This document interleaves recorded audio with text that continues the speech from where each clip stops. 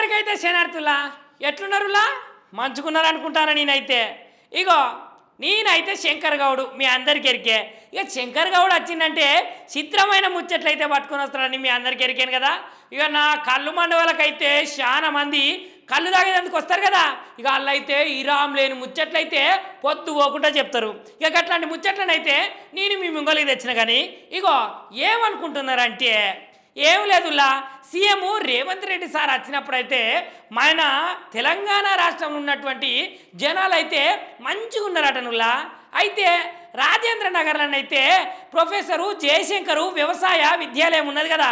ఇక కన్ననైతే రైతు నేస్తము కార్యక్రమం అయితే సురువు చేసిరట. ఇక రైతు నేస్తం కార్యక్రమానికి అయితే చీఫ్ గెస్ట్గానైతే మన ముఖ్యమంత్రి రేవంత్ రెడ్డి సార్ వచ్చిండు. ఇక రేవంత్ రెడ్డి సార్ రాగానే అక్కడ ఉన్నటువంటి రైతులైతే 1500 మందికి పైన అక్కడికి వచ్చి ఆ ప్రోగ్రాంలో అయితే అటెండ్ అయ్యారట. ఇక సార్ను చూడంగానే వాళ్ళ ముఖంలో సంతోషం చూడాలని ఆయన మస్తుగనం అంటే మస్తుగనం సంతోషపడుతున్నారట.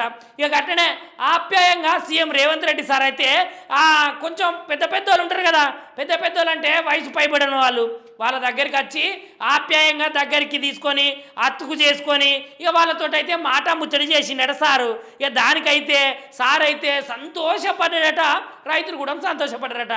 ఇక ఈ కార్యక్రమానికి అయితే ఎమ్మెల్యేలు కలెక్టర్లు అందరూ వచ్చి విజయవంతం చేసిరట.